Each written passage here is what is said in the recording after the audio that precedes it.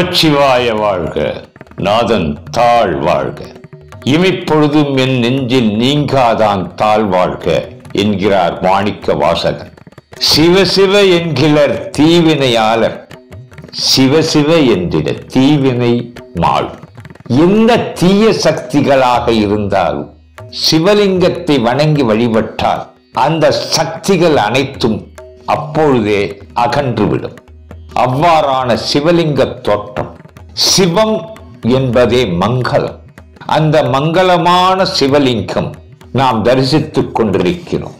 இந்த மங்களம் ஒவ்வொரு வீட்டிலும், அலுவலகத்திலும், வெளியூர் செல்கின்ற பொழுதும் தன்னுடன் வைத்துக் கொண்டிருந்தால் சுப மங்களமும் ஏற்படும்.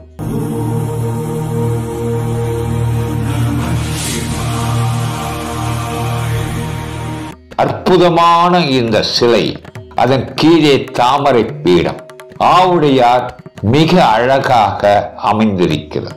அதன் மேலே லிங்கம், திருநீற்று பட்டை 3 வரியாகவும், மேலே நெற்றிக்கண் போன்ற அந்த குங்குமமும் காணப்படுகிறது. அடிமுடி காண முடியாதவன் பெருமான். அப்படிப்பட்ட பெருமான் ஒவ்வொரு இல்லத்திலும் இருந்தால் அங்கே சுபம்தான் ஏற்படும், சுகம்தான் அமை. நந்தியையும் சிவனையும் ஒருங்கே அமைத்திருக்கிறார். கைலாயத்தின் தலைமை நந்தியிடம் உள்ளது. அந்த நந்தியின் விக்கிரகம் அதே போன்று தாமரை பீடம். அதன் கால்கள் எவ்வளவு அழகாக வலது காலை மடித்து இடது காலை மேலே உயர்த்தி தனது 2 கால்களையும் உள்ளாக்கி அமைந்திருக்கின்ற திருக்கோலம். அந்த நந்தியின் முகம், அதன் விழிகள் சிவனை பார்த்து கொண்டிருக்கின்றன. நந்தியை வணங்காமல் நமச்சிவாயத்தை வணங்கிட முடியாது.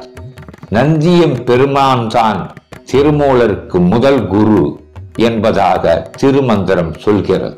ஆக நந்தி என்பவர் நல்லன தருபவர்.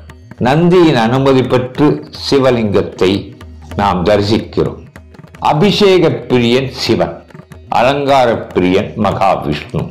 அபிஷேக பிரியனுக்கு பஸ்மம், அதாவது திருநீற்றினால் அபிஷேகம் செய்தால் திருவருளை பெறலாம். திருக்கோயிலிலே திருநீற்றினால் அபிஷேகம் செய்வது உண்டு. அதை இல்லத்தில் இருப்பவர்கள் செய்யலாமா என்று. தெய்வ ஆராதனைகளுக்கு எந்தவித பாகுபாடும் இல்லை.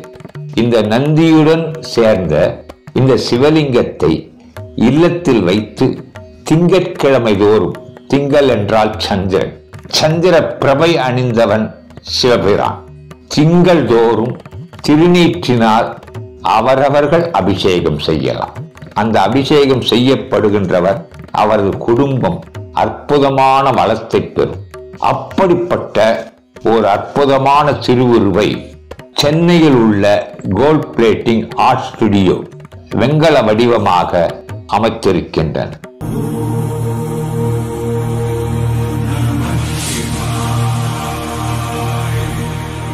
மங்களமானவர் வெங்கலத்திலே இருக்கிறார். அந்த மங்களமானவர் வெற்றியை தருபவர். அருவம், உருவம், அருவுருவம், இந்த 3னில் உருவமாக தரிசிப்பது சிவலிங்கம். பாரத தேசத்தில் 12 ஜோதிர்லிங்கங்கள் உள்ளன. அதே ஜோதிர்லிங்க பாவனையில் இந்த லிங்கத்தையும் பூஜிக்கலாம். தீச்சுடர், அண்ணாமலை எப்படி தீச்சுடரோ அப்படியான ஒரு தீச்சுடர் சிவலிங்கம். நெற்றிக்கண் பொறிகளிலிருந்து தீச்சுடர் பரவித்தான் அருமுகப் பெருமான் அவதரித்தான். ஆகையினால் இந்த தீ இருளை விளக்கும் தீயாக இருப்பினும் நமது இல்லத்தில் அனைத்து துன்பங்களையும் விளக்குகின்ற தீ இந்த தீ.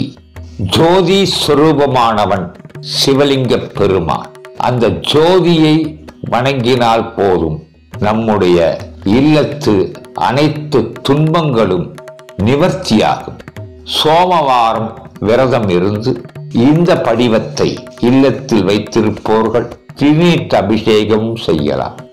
வில்வ இலைகளை வைத்து, வில்வம் எப்போதுமே ஒரு நாள் வைத்துக் கொண்டிருந்தாலும் 5 நாள் வரை அதற்கு தோஷம் கிடையாது.